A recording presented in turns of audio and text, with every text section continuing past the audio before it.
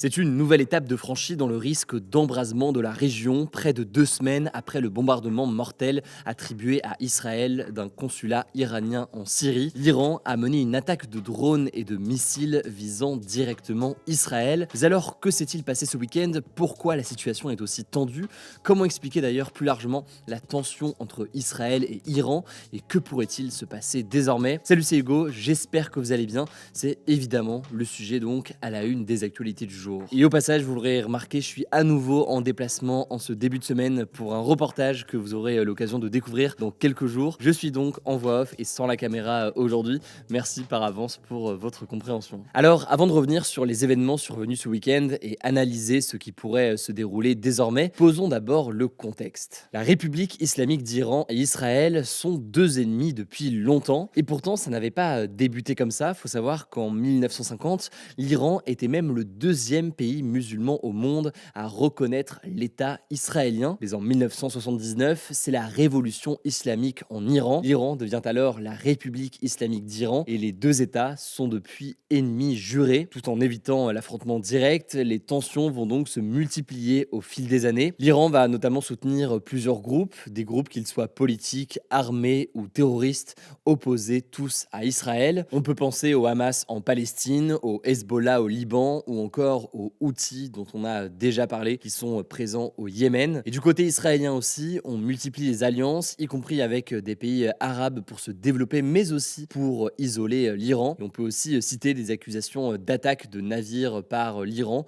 ou alors l'attaque de cibles iraniennes en Syrie par Israël. Ces derniers jours, cependant, les tensions, elles ont pris un tournant particulier. On en a longtemps parlé dans ce format des actualités du jour il y a quelques jours. Le 1er avril, des bombardements attribués à l'armée israélienne ont touché le consulat iranien, autrement dit un bâtiment diplomatique iranien situé à Damas en Syrie. Le bilan, 16 morts selon une ONG locale, l'OSDH, dont 7 militaires qui sont membres des Gardiens de la Révolution, une organisation paramilitaire qui est liée directement au chef d'État iranien. Alors suite à ces frappes, l'Iran avait immédiatement réagi, promettant, je cite, de punir Israël pour ce bombardement. Et donc on en vient aux dernières actualités. Dans la nuit de samedi à dimanche, l'Iran a tiré plus de 300 drones et missiles sur Israël. Il faut savoir que le risque d'une telle réponse était envisagé déjà par le gouvernement israélien. Et d'ailleurs, quelques heures plus tôt, Israël avait annoncé la fermeture de ses écoles. Mais alors, quelques jours après l'attaque du consulat iranien, pourquoi est-ce que cette nouvelle attaque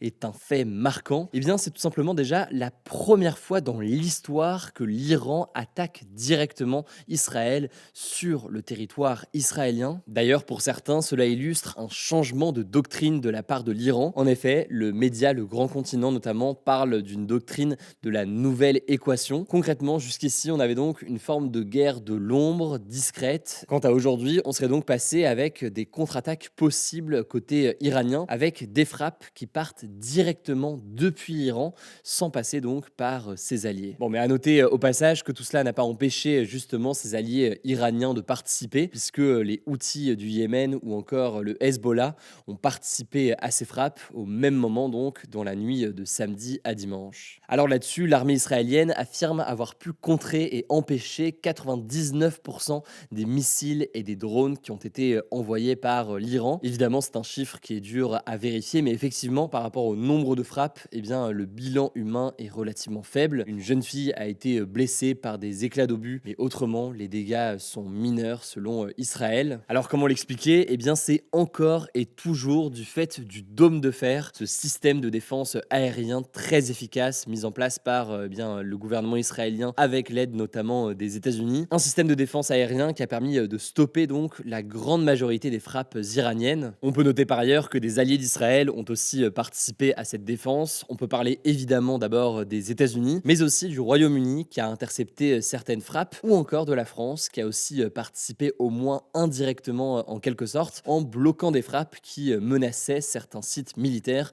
que la France exploite dans la région. Alors dans les heures qui ont suivi cette attaque, l'Iran a semblé vouloir temporiser dans un communiqué tout en demandant aux États-Unis de se tenir à l'écart. L'Iran a estimé que l'affaire, je cite, peut être considérée comme close, sauf si, je cite toujours, le gouvernement israélien commet une nouvelle erreur. La question désormais est donc de savoir si Israël compte compte répondre et si oui, comment? Alors on ne va pas faire d'hypothèses ou de politique fiction sur un sujet aussi important, mais il y a quelques éléments de contexte qui peuvent aider à analyser la situation. Déjà, il faut comprendre qu'il y a une dizaine de jours, c'était donc le sujet à la une des actualités du jour, on vous expliquait que l'Iran allait probablement répondre à cette attaque donc de son consulat en Syrie, mais que l'Iran n'avait pas forcément intérêt non plus à entrer en conflit direct et ouvert avec Israël, et ce pour plusieurs raisons. Déjà parce que Israël est soutenu notamment par les États-Unis, ensuite parce qu'un tel conflit isolerait encore davantage l'Iran de certains pays de la région, et puis enfin parce qu'un tel conflit ouvert pourrait mettre en péril le développement par l'Iran de son programme nucléaire. D'ailleurs, selon plusieurs chercheurs, l'attaque avec plus de 300 drones et missiles est certes très impressionnante et elle est de fait inédite, mais l'Iran se doutait que les tirs seraient a priori interceptés par le dôme de fer qui protège Israël. De la même façon, du côté israélien, on n'aurait pas forcément intérêt à ouvrir un nouveau conflit, mais je vous renvoie à notre dernière vidéo donc qu'on a postée il y a 2 semaines sur ce sujet pour mieux comprendre pourquoi. Maintenant, une fois qu'on a dit tout ça, il faut tout de même nuancer. D'abord, Israël pourrait tout de même choisir de répondre à ces frappes. La question est donc de savoir l'ampleur et la méthode. Est-ce que c'est une réponse, disons, contenue qui est plus limitée? Est-ce que c'est davantage une réponse directe avec, par exemple, une frappe sur le territoire iranien qui serait forcément plus risquée et qui ferait craindre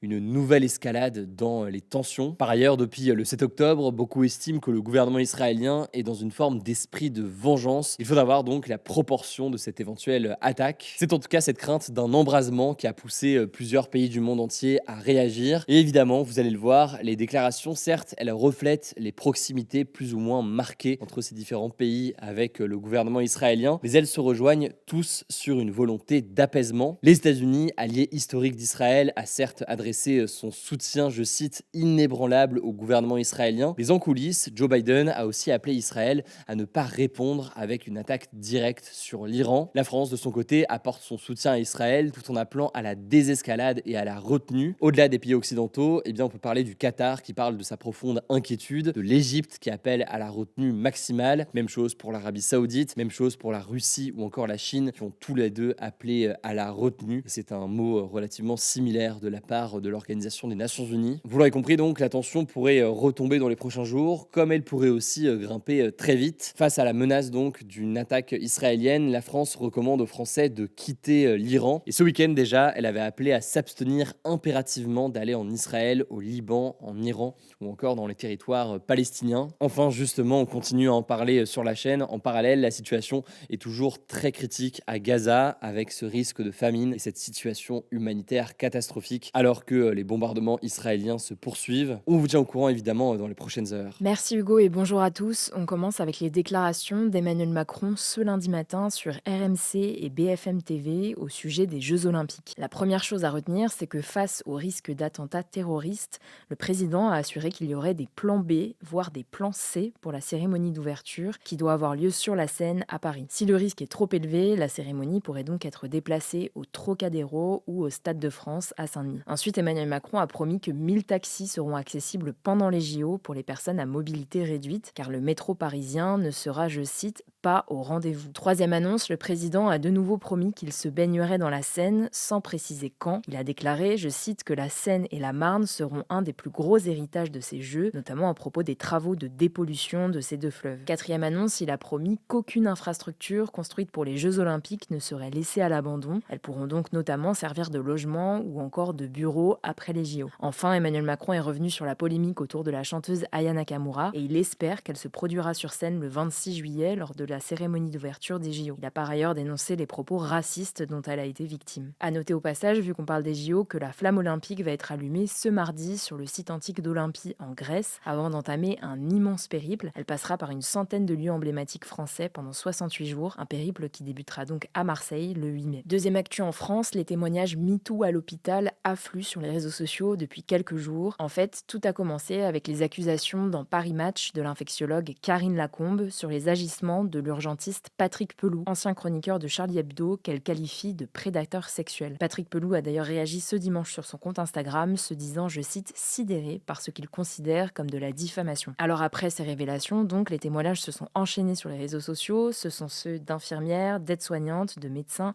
ou encore de membres du personnel administratif de différents hôpitaux. Il faut savoir que l'année dernière, 8 femmes médecins sur 10 affirmaient avoir été victimes de comportements sexistes. 30% de ces femmes ont déclaré avoir subi des gestes inappropriés ou des attouchements et 17% des agressions sexuelles selon les chiffres de l'association Donner des ailes à la santé. Troisième actu, l'opération Wambushu 2, annoncée par le ministre de l'Intérieur Gérald Darmanin en février, est censée débuter dans les prochains jours dans le département d'outre-mer de Mayotte. Pour vous remettre dans le contexte, Mayotte, c'est le département le plus pauvre de France, avec 80% de la population qui vit sous le seuil de pauvreté, donc avec moins de 1102 € par mois. Ces dernières années, de nombreux migrants venus du continent africain et des Comores, un archipel voisin, tentent de rejoindre clandestinement Mayotte. Et dans ce contexte de pauvreté très importante et de situation illégale pour certains, Mayotte est aussi frappée par une explosion de la violence, avec des agressions et des meurtres qui se multiplient sur l'île. Alors le gouvernement n'a pas annoncé beaucoup de détails sur cette nouvelle opération, mais comme pour le premier volet, elle aura 3 objectifs: la lutte contre l'insécurité, contre l'immigration et le décasage des habitations illégales insalubres. Mais contrairement à la première, il s'agira d'une opération plus ciblée, avec des quartiers spécifiques et des dates fixées sur plusieurs semaines. En tout cas, elle est très attendue par les élus et la population, dans un contexte où les violences ont repris ces derniers jours. On suivra ça. Quatrième actu aux États-Unis, l'ancien président américain Donald Trump, à nouveau candidat pour la présidentielle de cette année, est jugé à partir de ce lundi pour 34 fraudes comptables dans le cadre de l'affaire Stormy Daniels. Si vous n'aviez pas suivi, en fait, Donald Trump est accusé d'avoir caché dans les comptes de ses sociétés un versement de 130 000 $ destiné à l'actrice de film porno Stormy Daniels en échange de son silence pendant la campagne présidentielle de 2016. Stormy Daniels affirme avoir eu une liaison avec lui il y a quelques années. Alors ce qu'il faut bien comprendre, c'est que le paiement lui-même n'est pas illégal. Ce qui est illégal, c'est de falsifier les documents commerciaux d'une entreprise. Donald Trump risque donc au maximum 4 ans de prison. En tout cas, c'est un procès historique puisque c'est la première fois qu'un ancien président des États-Unis est jugé au pénal, donc le processus judiciaire qui concerne les infractions criminelles ou délictuelles, comme le vol, l'agression, le viol ou le meurtre. De son côté, Donald Trump dénonce, je cite, une chasse aux sorcières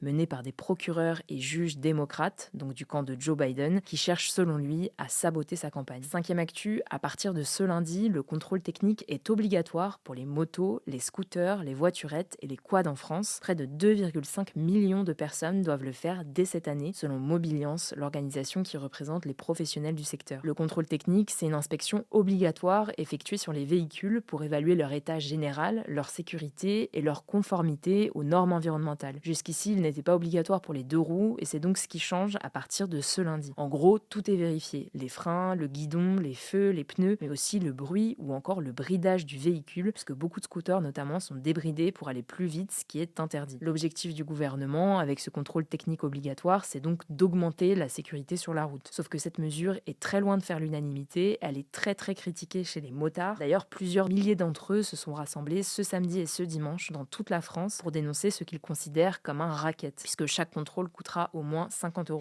Et puis selon la Fédération française des motards en colère, les accidents ne sont en général pas dus à l'état des véhicules, qui sont souvent bien entretenus par les motards, mais plutôt à l'état de la route. Enfin, on termine avec cette actu, et c'est un autre changement qui a lieu à partir de ce lundi 15 avril. Les propriétaires de chiens qui n'attachent pas leurs chiens en laisse en forêt risquent désormais une amende de 750 €. En fait, c'est pas quelque chose de nouveau, ça date d'un arrêté de 1955. Chaque année, entre le 15 avril et le 30 juin, les chiens doivent absolument être tenus en laisse, en tout cas en dehors des allées forestières. Selon l'Office national des forêts, l'ONF, sur les allées, les chiens pourront être sans laisse, mais à condition d'être, je cite, à moins de 100 mètres et sous le contrôle direct de leur maître. Alors pourquoi cette règle ? Eh bien, c'est pour préserver la faune de la forêt. En fait, cette période de 2 mois et demi, du 15 avril au 30 juin, correspond à la mise à bas des mammifères et à la nidification des oiseaux. L'objectif, c'est donc d'éviter que les chiens perturbent la reproduction de ces populations d'animaux. Merci beaucoup pour ces actualités en bref. Alors, étant donné que je suis en déplacement pour un reportage en début de semaine, c'est l'occasion donc de vous dire que je peux vous les suivre ce podcast en version audio. Eh bien, c'est disponible sur Spotify, Apple Podcast, etc. Vous tapez Hugo Décrypte et vous allez pouvoir le retrouver. Prenez soin de vous, prenez soin de nos proches, et puis on se dit à très vite.